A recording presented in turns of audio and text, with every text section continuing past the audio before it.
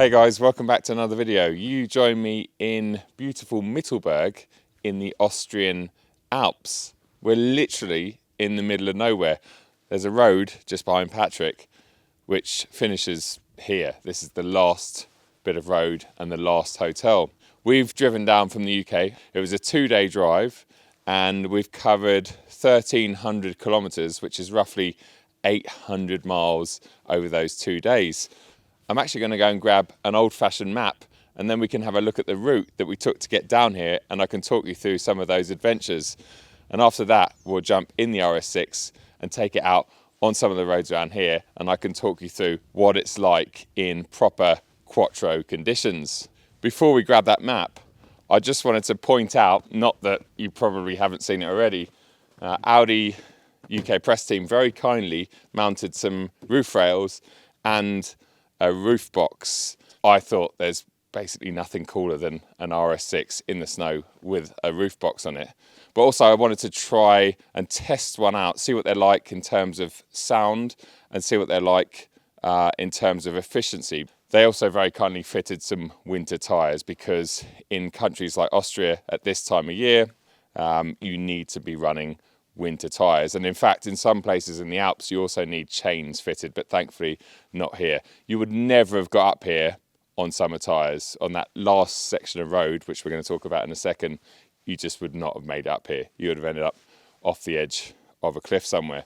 Right, let's get this map out. I haven't held an old-fashioned map for a long time. We started just here near Oxford. Well, that's where I live. Then I headed into East London to pick up Patrick and we then cruised down to the Eurotunnel to get across to Calais. Now, a little note on the Eurotunnel. It's always been an efficient and relatively affordable way of getting across to mainland Europe. Unfortunately, due to probably COVID, etc., prices have gone up and our 5-day saver, I think they called it, was roughly £300. Back in the day, that used to be about 80 quid, just to give you some kind of reference. So it is a shame that it has gone up so much in price, but it's still a very quick and easy way to get across here. As soon as we got through northern France, we started heading down towards Reims. This part of France here, the weather was horrendous. It was about -10 and the fog was really bad and conditions just weren't perfect. Thankfully, there wasn't much traffic or no accidents, etc. Then we got to Reims and it cleared a little bit.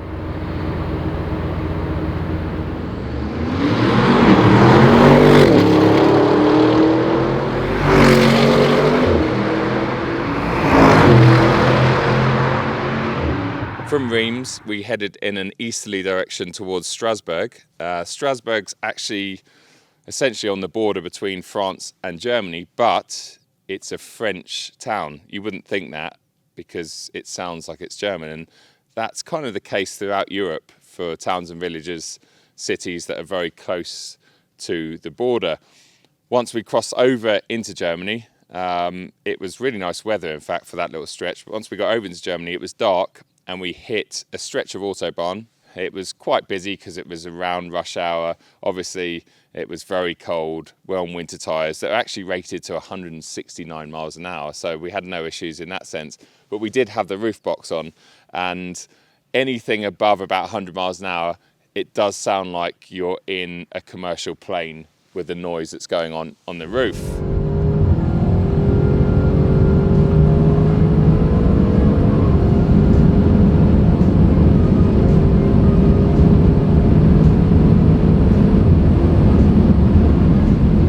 After we'd done the small stretch of Autobahn in Germany, we headed up into the Black Forest region, which is a beautiful part of Germany. Definitely recommend going there any time of year, in fact.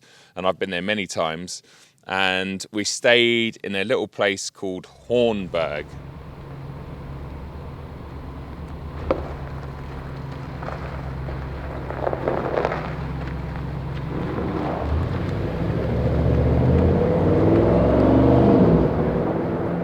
Had a good night's sleep there, and then the next day was essentially made up of a 6-hour drive through southern Germany. So we went from somewhere here in the Black Mountain region. We headed down here across the top of the Bodensee Lake, which is really close to the Austrian border, and then we cross over into Austria. But if you've never driven to Austria before, in fact Switzerland as well, maybe there's a couple of other countries, you need to get something called a vignette. You can get it online, or you can get it at petrol stations leading up to the border. There's usually a big petrol station right at the border. Stop there and make sure you get the vignette. It's essentially a road tax for their highways. And I think we paid about 30 euros, and that lasts about 2 months. Maybe it's 40 euros. But we drove across Austria, down some beautiful highways in valleys of mountains that seemed to just get bigger and bigger as we sort of went deeper into the Alps. And then the last sort of hour's drive, where Patrick was behind the wheel, we came up this beautiful mountain pass. I mean, the road was sort of covered in ice and snow. And again, it was like, thankfully, we're in the RS6, we're on winter tyres. Just before we checked into our hotel, we found a big open clear car park that was snowy and icy. And while we were there messing around, an Isle of Man green M3 Touring rocked up out of nowhere, literally out of absolutely nowhere. We got out, talked to the owner, and discovered that it was a private car. It was 3 days old. It had done 700 kilometers. He'd taken it straight from the dealership, essentially in Germany, up to here in the snow on winter tyres, and in fact winter wheels. He had small 19s on their front and rear. And it was epic. So yeah, that was a real highlight of the journey for both of us. We just couldn't believe what we're seeing. And obviously 2 of the best wagons on the planet, the current RS6 and the M3 Touring together. That was a really, really cool experience. Right, let's put this map away. Might take about 5 minutes folding it the correct way. Jump in the car and take you back down to that car park, where I can hopefully demonstrate and show you some of the handling characteristics of this Quattro all-wheel drive system on the RS6 with everything switched off on low grip surface, and then we'll take it out on the road and I'll wrap up the video.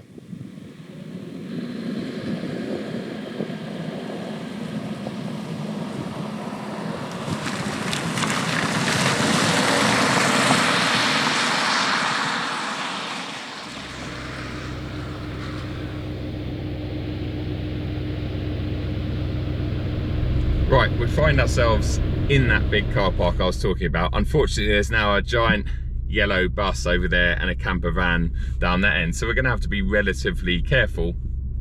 I'm going to start with everything switched on, so default if you like, what the RS6 would be like when you jump in it first thing in the morning. Is it safe? Let's change up a second. We'll come into this left-hander. We're on, well, it looks like snow, but it's actually really icy, really low grip surface. Put my foot down and it doesn't get tail happy at all. Little bit of understeer, it's safe. It's telling me that there's not enough grip out there for my throttle input. Through here again, throttle. It just keeps me going in the direction that I'm steering. And even there, I could feel the rear axle braking, trying to keep things in shape and in control. So even on super low grip surfaces like this icy car park, it would be very hard to spin, or hopefully not have an accident in your RS6 or your RS7. Now let's put it into ESC Sport and see what that brings us. That should allow a certain amount of slip. It should allow us to go sideways to a point, but it will still keep us in relative control. So once again, first gear. So I can already feel the back end rotating, but we got, oh, the car is, I mean, look at that first slide. It's just lovely. But it's not allowing loads of throttle. It's just allowing a little bit. And again, I can feel all of the sort of traction devices doing everything to keep the car going in the direction that I want. But it's just lovely. Look at this. What a massive slide. And that's not everything off. So now for the last circuit, we'll turn everything off. So we'll hold the ESC button down here and stabilization control, ESC switched off, warning, restricted stability, restricted. Is that telling me that there's still something? Because this is a Volkswagen Group car after all, and they are known for always intervening at the last moment, like Golf R's and stuff. When you switch everything off, there's always something there. Let's see. First gear. Oh, straight away. I mean, look at the rotation. Who said quattros are boring? The angle is just crazy.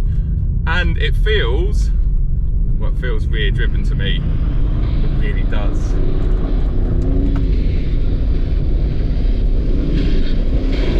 Yes.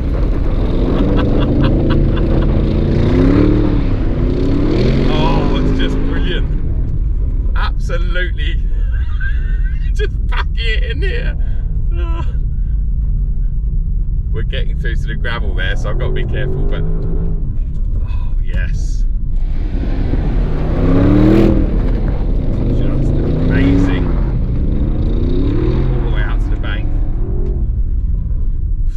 Well, there we go. I think I will quit there because I don't want to attract too much attention to myself, because I'm not sure that you're allowed to be skidding around an icy car park in Austria. No one seems to be too upset. In fact, the guy in the bus has been busy cleaning the bus. Looks like he's sweeping and cleaning the windows in the back of the bus, so he's not bothered at all, but I don't want to get in trouble.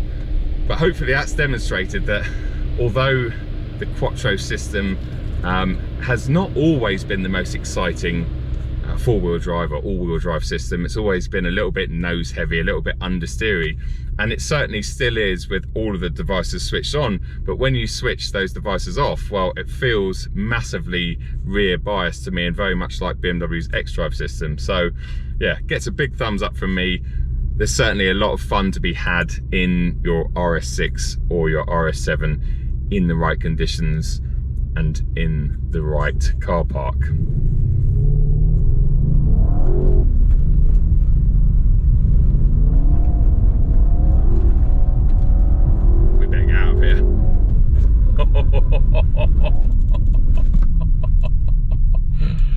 Oh, fantastic.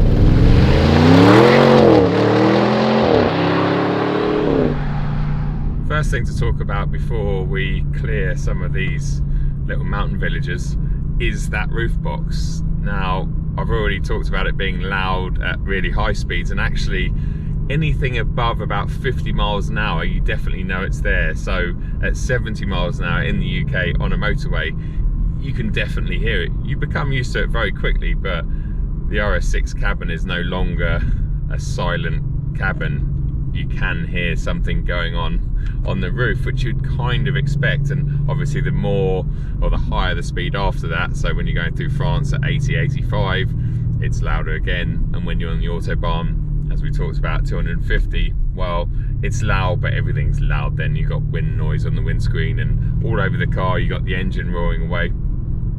So there is that to factor in. There's also fuel efficiency, or lack of. I have estimated that it uses about 10% more fuel than when you haven't got it on there. And obviously that would massively vary. If you're just doing local trips and not going high speeds, then that's probably going to be a lower amount. But on the motorway at 80 miles an hour through France, like we did that whole day, well, it's consuming a lot more fuel because the car is less aerodynamic, and that's what you're hearing. So just factor that in. In fact, I compared my previous RS6 trip, which was exactly the same route 3 years previous, and that trip was, I think I averaged about 23 mpg, and on our trip we averaged about 21. Obviously I got Patrick and a bit of camera gear as well, so there's a bit more weight in the car, but that's only going to sort of be 1, maximum 2%. I think the 8, 9, 10% is what we got on the roof.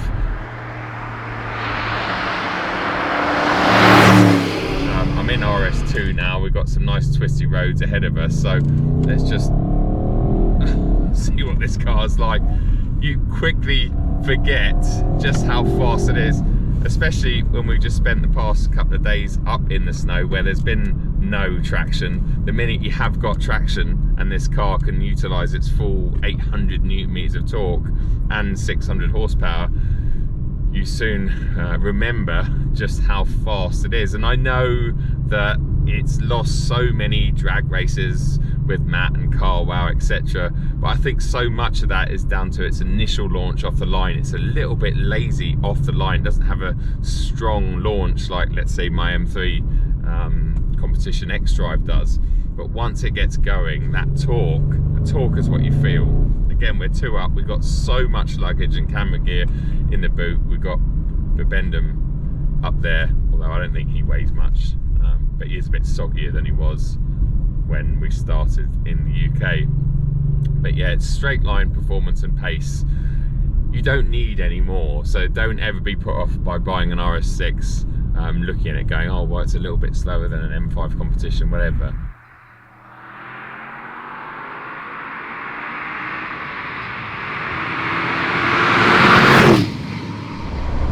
For a car that's manufactured and sold in 2022/23, it still sounds really good.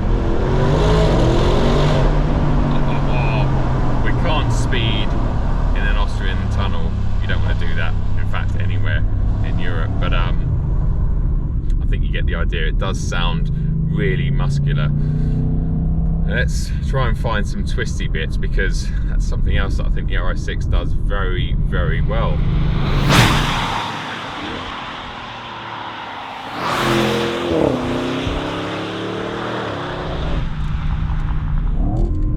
The gearbox is really good. It's a ZF8 speed, but they've calibrated it very well.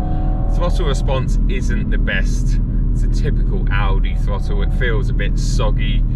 I think they fettle with it to make their WLTP results look a little bit better. I'm not bringing up Dieselgate by any means, but I think it has something to do with that, because I'm sure like a B7 RS4 throttle felt brilliant, whereas anything in the last 3 or 4 years just feels a little bit, yeah, soggy, I guess. It's just not the nicest feeling throttle pedal. But once you learn to sort of work around that, pick up the throttle a bit earlier than you might do, obviously get those 2 turbos spooling up, and once you've had this car for a couple of days, you really understand how it performs and how it handles and how it responds to everything. You can work around that, but I would say the throttle response is probably a weak point, whereas the gearbox is very much a strong point. And as we accelerate out of here, dip it into this corner, I mean, it's so well supported, this car, for something that weighs 2 ton, it's half laden with us and all our gear. It just feels great. It flows through the bends really well. Remember, it's 4-wheel steering as well, so when we're pushing on a little bit, the rear wheels are pointing in the same direction as the fronts, obviously to a much lesser angle, and at slower speeds, so parking or around town, they steer in the opposite direction, which is really handy for making the car feel a lot smaller and shorter than it is. Feels like the wheelbase is sort of 2 foot shorter, and it really helps with tight and awkward parking manoeuvres. So if you own one of these in London, that's definitely a bonus.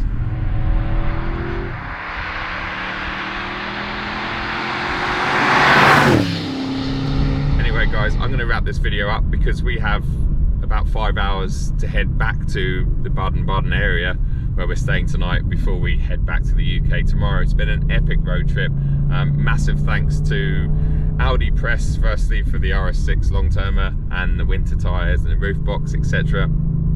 Huge thanks to Michelin for inviting me out to a fantastic event. As I say, I hope you've checked that video out. Much fun was had. And obviously a big thanks to my buddy Patrick sitting next to me here for his patience, for one, because I've been a little bit stressed the last couple of days, and obviously all of his external camera work and stuff. Couldn't have done it without him. Hopefully you've enjoyed this video. I know it's been slightly different to normal, but we kind of had to make it fit in with our pretty crazy schedule, and there was no way that I was going to go on this trip without bringing you lot along, especially at this time of year.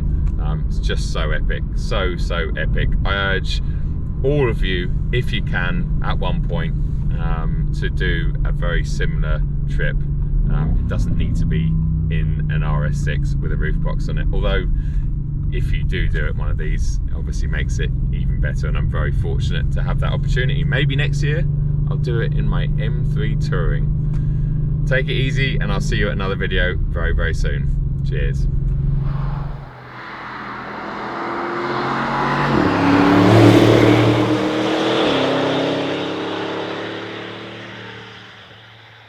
Sync clap, Patrick being towed on the unicorn.